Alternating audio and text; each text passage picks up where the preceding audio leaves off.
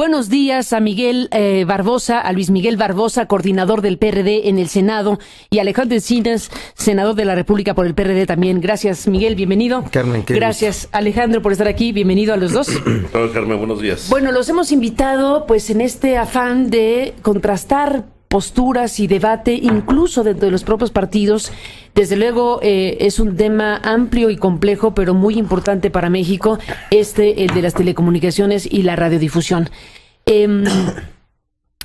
No voy a preguntar mucho en esta primera parte. Les pido a los dos, cada uno, que me describa el momento que se vive en el Congreso, en el gobierno, con los agentes económicos y entre ustedes mismos.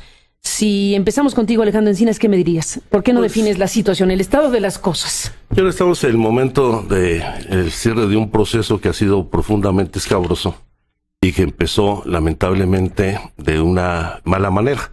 No solamente por una iniciativa que promovió el Ejecutivo Federal, que contraviene el espíritu de fondo de la reforma constitucional, en donde se buscaba no solamente el generar un marco de competencia entre los concesionarios de los distintos medios de comunicación, tanto en radiodifusión como en telecomunicaciones, sino avanzar en un proceso de democratización de los medios públicos. Y evidentemente la iniciativa del Ejecutivo no se apegó a ese espíritu. Un segundo momento en donde se presenta un intento de albazo con un proyecto de dictamen elaborado por el senador Javier Lozano del Partido Acción Nacional, quien preside la Comisión de Comunicaciones y Transportes, en donde hubo la necesidad de hacer una acción de firmeza para impedir que se llevara a cabo este intento de albazo. Y a raíz de ello, la apertura de un proceso de negociación que yo he dicho se constituyó en un frente muy amplio de negociaciones, donde hubo efectivamente negociación con los grupos parlamentarios, participamos nosotros, negociaciones de ¿Tú los... mismo? Sí.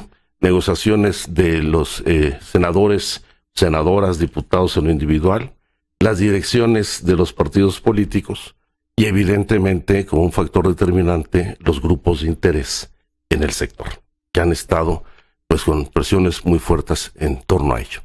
Y resultado de ello, pues... Presiones, dices. Bueno, ha habido presiones. Yo tengo que decir y asumirlo que en el grupo parlamentario no hemos recibido presión de ningún grupo de interés. Así lo hemos percibido, independientemente de las relaciones que pueda tener alguno de los legisladores con algún representante de los medios. Pero en nuestro caso, particularmente estoy convencido de Miguel y de un servidor, no hemos recibido presión de ninguno. Pues ya nos conocen, a mí ya ni para qué me buscan, ¿no? Pues, es así de sencillo. Y estamos ahora, pues, en medio de un debate que se ha concentrado en lo particular en la definición de los asuntos de preponderancia, para poder definir quiénes son, pues quienes tienen el control de manera preponderante o monopólica de los sectores o servicios que se prestan tanto en radiodifusión como telecomunicaciones. Y creo que ahí hay un problema de origen, donde pues en la propia reforma constitucional estuvo mal planteado el tema. Se presenta como un gran avance la incorporación de un nuevo concepto que no existe en la legislación internacional, que es el de preponderancia, pero en el artículo 28, en el segundo transitorio y el octavo transitorio de la reforma constitucional, se manejan 4 conceptos de manera indistinta, en donde la preponderancia se refiere a sector, a mercado, a segmentos del mercado o a servicios. Y cuando se refiere a mercados, a segmentos o a servicios, desglosa cada uno de los servicios diferenciándolos en radiodifusión y telecomunicaciones. Eso ha llevado a que el debate se concentre fundamentalmente en este tema. Yo creo que esto indudablemente pues, es reflejo del enorme peso que tiene esta reforma en la reconfiguración, no solamente del mercado de las telecomunicaciones y la radiodifusión, sino en un rediseño de la oligarquía del poder económico en este país. ¿Para eso era la reforma? Yo creo que ahí hay un juego de intereses en donde, si bien se busca acotar la concentración y el poder monopólico en varios sectores, pues también estamos en un momento de rediseño en tanto de la vida política y particularmente en materia económica.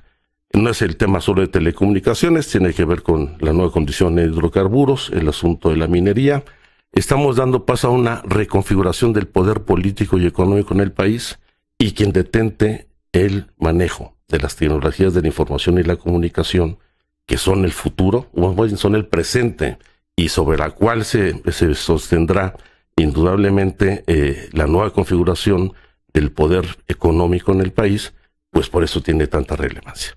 Aunque yo creo que ese es solo uno de los temas. Yo lo he sostenido, porque desde el punto de vista de la izquierda, esto creo que todos lo compartimos dentro del grupo, pues efectivamente hay que regular los agentes económicos del sector. Pero el objetivo fundamental de una reforma de esta naturaleza tiene que ver con los derechos de los ciudadanos y las responsabilidades del Estado para garantizar estos derechos.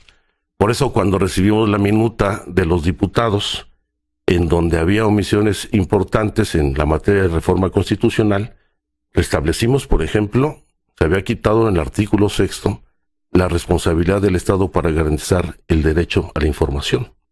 Incorporamos los derechos de las audiencias. En esa revisión de la minuta de los diputados restablecimos los medios comunitarios e indígenas como parte importante, e incluso contrapesos al propio Instituto Federal de Telecomunicaciones. Porque la verdadera democratización de los medios no va a venir de los concesionarios privados, de los medios comerciales. Hay que ampliar, yo digo, la diversidad en la posibilidad de acceso a los medios y garantizar la pluralidad de los mismos. Y esto solamente se va a lograr cuando tengamos medios públicos, y subrayo públicos, no gubernamentales, no medios oficiales, sino medios públicos alternativos, y particularmente medios sociales que ofrezcan una alternativa de comunicación distinta a la de los medios comerciales, cuyo objetivo, y es legítimo, es el lucro, pero no necesariamente la democratización de los medios. 2 nuevas cadenas de televisión no implica la democratización de los medios. Se podrá diversificar, ampliar el mercado con muchas limitaciones a los nuevos beneficiarios de las concesiones en televisión abierta, pero será el mismo espectro ideológico o de interés económico quien detente esa concesión.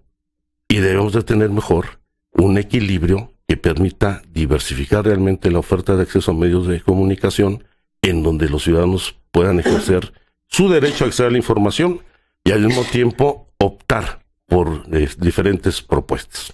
Hasta aquí dejas esta primera ronda. Alejandro Encinas, senador del PRD. ¿Qué dices, Luis Miguel Barbosa? ¿Cuáles son los ejes principales en este momento, en estas horas? En lo de ayer, ¿qué pasó? Bueno, primero, el gusto de compartir esta mesa contigo y con mi amigo Alejandro Encinas, y de haber escuchado una exposición tan completa me enorgullece, porque así somos en el grupo parlamentario del Senado. Mira, por mucho tiempo la regulación existente o la desregulación existente provocó en materia de competencia en telecomunicaciones y radiodifusión una gran concentración. Se generaron factores económicos preponderantes en los hechos, con poder sustancial, que son las nuevas definiciones que aparecen en esta legislación, y a partir de la reforma constitucional, esta regulación o intento de regulación en materia de competencia, de libre concurrencia, pero no solo en eso, en derechos de usuarios, en derechos de audiencias, en accesibilidad a Internet, en neutralidad en la red, en todos esos asuntos que son transversales para que pueda accederse a las nuevas tecnologías, a la banda ancha, fue un tema, un gran tema. En el Senado, efectivamente, siendo entonces Cámara Revisora, nosotros mejoramos el dictamen que venía de diputados, no para hacer correcciones a lo que los diputados bien hicieron, pero sí hubo cosas importantes que nosotros incorporamos bajo un procedimiento, mesas de trabajo. Instalamos en esa ocasión mesas de trabajo de legisladores, de gobierno federal, porque finalmente el gobierno federal es un factor político, no necesito decir de qué importancia en nuestra realidad, y tiene derecho de iniciativa, y es producto de la participación de un grupo parlamentario, en este caso, sin tener mayorías absolutas en las cámaras, sí tiene mayorías relativas. Déjame detener aquí un segundo y te interrumpo en la exposición, porque hoy en la prensa mexicana, en La Jornada y en Reforma en particular, se habla del papel de la presidencia. que desde luego tiene la presidencia un papel que jugar, porque pues es el que envía la iniciativa. La pregunta es hasta dónde y cómo, y si está asumiendo la presidencia de la República el papel del propio legislador. Dice, por ejemplo, y déjame tomar esto porque te alude el asunto, dice hoy Reforma con la nota de Claudia Salazar y Claudia Guerrero, que negocia Barbosa con presidencia y que tú reconociste que estuviste hasta las 3 de la mañana con el gobierno federal dando los últimos detalles del dictamen de Telecom. Por mencionar lo que dice Reforma, por mencionar lo que dice La Jornada el día de hoy, de presidencia misma vino el dictamen de la Ley de Telecomunicaciones, fue elaborado, fue enviado a los senadores por la Consejería Jurídica de Los Pinos. El proyecto debió ser responsabilidad de las comisiones respectivas, dicen los diputados que se enojan con estas cosas, y vino de la computadora, vino directamente de Los Pinos. Y es sabido... De la huella. Exacto, es sabido que la presidencia, o sea, incluso ustedes que son parte de los negociadores, saben que la negociación que se dé cruza por la computadora del jurídico de la presidencia, ni siquiera por la computadora del Congreso. Te comento. ¿Qué es esto? Te comento. A ver, es muy simple. Nosotros, pero estaba yo explicando, me estaba yo extendiendo, pero te contesto. Pero te interrumpí porque tú hiciste la alusión al papel de la presidencia y para entrar en materia de las cosas que están haciendo. Eso está correcto. Venga. A ver, mira, nosotros no fuimos parte de ninguna negociación hasta que fracasó el intento del gobierno federal, no de Javier Lozano, por favor, quien formó el dictamen en el momento en que quiso imponerse después de la Semana Santa, fue el gobierno federal. Pero lo presentó Lozano. Lozano es la persona que en ese momento fue útil para crear esa percepción. Nosotros perfectamente claros a dónde se había construido. Nosotros no habíamos sido parte en ningún momento de negociación. Ni cuando se construyó la iniciativa, los senadores del PRD, ni creo que los senadores de ningún grupo parlamentario habían sido parte. Claro. Fueron los factores económicos y fueron las direcciones políticas de los partidos. Una vez que se manda la iniciativa al Congreso, se encapsuló. Yo le pedí a las gentes de gobierno federal que pudiéramos instalar mesas de trabajo como lo hicimos en la reforma constitucional, pero no respondieron. Por eso cuando se citó a comisiones para aprobar ese dictamen, nosotros presentamos un alternativo, objetamos el procedimiento y de ese encontronazo, de esa histórica sesión de Comisiones Unidas, lo que resultó fue detener el proceso legislativo. Lo detuvieron por todo el receso, por todo lo que restaba del periodo ordinario, y ya como a los 15 días del mes de mayo fue cuando hicieron contacto con nosotros, accediendo a nuestros planteamientos. Mesas de trabajo. ¿Con el gobierno? Mesas de trabajo con el gobierno federal y con legisladores del PRI. ¿Sí? Y empezamos mesas de trabajo. Yo consulté a mi grupo parlamentario, nombramos un grupo de negociadores o un equipo de negociación amplísimo, 7, 8 senadores en cada mesa. Puedo darte los nombres, pero ya se han divulgado, ¿sí? Yo los he dicho. Y fuimos informando. Y yo fui hablando de eso en cada conferencia de prensa que se me preguntaba.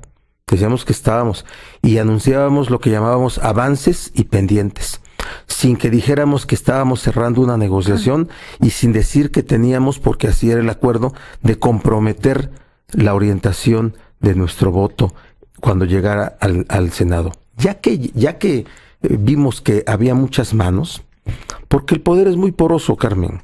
El poder negocia con todos al mismo tiempo, sigue negociando con las direcciones de los partidos, sigue negociando con los actores económicos, sigue negociando con personajes políticos, sigue hablando con todos, ¿sí? Entonces, cuando dijimos eso, que se venga al Senado, y así lo pedimos, que se venga al Senado, es decir, que se venga a comisiones. Lo que tú registras ahí se nombra un secretario técnico en cada mesa de negociación por parte. De parte del gobierno federal, el secretario técnico fue un abogado de nombre Misha Leonel. Es hombre, no es mujer, por cierto. Y de parte del PRD se nombró al licenciado Emilio Saldaña, que es el secretario técnico de la comisión o del secretario técnico del senador señor Robledo. Bueno, regresemos en este programa. Luis Miguel Barbosa, Alejandro Encinas. A ver, dice Miguel Barbosa que el PRD está mostrando una postura no divergente en público. ¿No tienen divergencias? ¿Qué mostrar, qué discutir, qué plantear? Bueno, hemos tenido diferencias. Ayer mismo fueron públicas en el debate. ¿Qué pasó ayer? Cuéntenos, porque bueno, desde luego nosotros seguimos el asunto, pero el público en el país querrá saber qué pasó ayer. Yo creo que la discusión fundamental de nosotros es la visión respecto a cuál debe ser el contenido fundamental de la reforma en la ley secundaria. Ni más ni menos. Yo por eso te lo decía, no es un asunto solamente de definir preponderancia por sector o por servicio. Yo estoy convencido que la definición debe ser por servicio, porque eso acota con mayor claridad el poder de cada uno de los grupos que participan en el ámbito de las telecomunicaciones y la radiodifusión, y eso permitiría la posibilidad de abrir el universo de las concesiones a otras opciones de comunicación. Yo por eso digo, el eje fundamental desde mi punto de vista debe ser el de los derechos de los ciudadanos, independientemente de los controles y regulación que se deban establecer para los grupos de interés. Y ahí, junto con los derechos, es muy importante pues el asunto de la regulación desde el Estado, que el órgano autónomo realmente goce de autonomía y al mismo tiempo surjan alternativas diversas a través de los medios públicos y los medios sociales, donde se incluyen a los medios comunitarios e indígenas. Yo creo que es ahí donde está nuestra diferencia de interpretación. Estoy convencido que a los compañeros le han dado mayor peso en esta discusión a los asuntos de carácter económico. Y como te decía en principio, pues yo creo que por más que se defina por sector o por servicios, seguirá habiendo un pequeño grupo predominante en el manejo de los medios que no va a garantizar ni la diversidad ni pequeño la pluralidad. Por pocos. Por pocos y pequeños. O sea, grande. Sí, ya no serán 2, serán 3, serán 4. Seguramente alguno surgido del Estado de México en esta nueva recomposición, que no me cabe a mí la menor duda y hasta puedo entrarle una quiniela. Pero seguirá existiendo un fenómeno de concentración de todas las frecuencias, tanto en radio como en televisión, de versión restringida, limitando a los medios públicos y sociales. ¿Por qué no hacerle? Yo lo planteaba ayer, como sucede en Ecuador, en Uruguay y en Argentina, donde el espectro radioeléctrico se distribuye equitativamente en las 3 modalidades, hasta el 33.3% para concesiones comerciales, 33.3% para sociales, 33% para muy públicas. audaz para México eso, ¿no? ¿O qué? Pues es demasiado audaz porque ahora lo que máximo se logró, y ayer fue de las pocas modificaciones que se incorporaron en el dictamen, es otorgarle a los medios sociales el 10% de la frecuencia modulada, sin hacer acceso a concesiones, ni en telecomunicaciones ni en televisión, y un porcentaje que no está definido en amplitud modulada. Entonces, o en el caso de los medios públicos, hay experiencias internacionales donde hay medios públicos muy significativos. La BBC de Londres no solamente es un medio público de comunicación. Y no creo que le den la M a la BBC de Londres, por cierto, ¿eh? No, y además no, bueno, los tratan de segunda, ¿no? Y está controlada por el Congreso. En el caso de Televisión Española, es un medio público. La televisión francesa es un medio público. Aquí no solamente remataron Imevisión para crear un nuevo grupo de interés económico, sino se ha desmantelado a los medios públicos. Ve la precariedad del Canal 11, del Canal 22, la propia que tenemos en el canal del Congreso, cuando debería ser un medio alternativo fuerte, no para que sea la radio o la televisión de los gobernadores o del presidente, sino sea del público, de la sociedad, en una alternativa de comunicación. ¿Sector o servicio, Luis Miguel Barbosa? Bueno, primero el grupo. Que no dejaste votar, dicen las crónicas del periódico. Hay que te cuente, Alejandro. A ver, que impediste que el PRD decidiera y votara y que... Que te lo diga, Alejandro. ¿Impidió Barbosa que votara? Hay que ser honestos. Pero no votaron. No hay una postura única del PRD. No se votó en ese momento. Se levantó la sesión, no porque celebraron el cumpleaños de un compañero colaborador nuestro en la reunión, sino porque estaba en la reunión con el relator de Naciones Unidas, con Fran Larroux, en esos momentos en la mesa directiva. Que por cierto, Fran Larroux dijo servicios, ¿eh? A ver, sí. Mira, Pero eso es lo que pasó nosotros en el grupo parlamentario... Bueno, ¿y entonces qué pasó? A ver, aquí está el tema, uno de los temas. Pero primero te respondo por mi grupo, que mi premisa es la defensa del grupo. No hemos votado una sola ocasión desde que arrancó la legislatura. Todo ha sido por acuerdo. Cuando vamos a una votación, vamos generalmente de manera unánime, y cuando vamos diferenciados también vamos en acuerdo. Es decir, el voto diferenciado para nosotros ha sido un voto en acuerdo. En el grupo parlamentario no hay grupos políticos. Somos 22 senadores diferenciados de los orígenes políticos. Es un asunto que debe de verse porque es muy especial para cómo funcionan las cosas en el PRD, y respetamos a los grupos políticos, pero hemos entendido eso. Entonces nunca hemos votado, ¿sí? Y en esta ocasión no lo íbamos a hacer. Habíamos acordado concluir el tema de la preponderancia. Cuando llegamos al 262, nosotros dijimos, a ver, tiene contenido técnico y contenido político. Analicemos la parte técnica. Y dimos razones, ¿sí?, en ambos sentidos, y perfectamente claros, todos quedamos, de que quien opinaba en un sentido o en otro no es porque fuera funcional a televisoras o a telecomunicaciones, a los grupos de concentración de interés, ¿sí? Así quedamos. Y queda pendiente la reunión entre nosotros para resolver la posición política, porque mira, Carmen, el voto legislativo tiene contenido técnico y contenido político. Aquí estuvo Jesús Zambrano hablando del tema también. Así es. Donde dijo que los senadores iban a votar por... Bueno, que su definición era por servicios. Yo he tenido comunicación con él y ¿qué dices de lo que dijo? Es muy probable que vaya hoy a nuestro grupo. Mira, yo lo que creo que debemos de mantener este acuerdo que tenemos. Es un asunto complicado.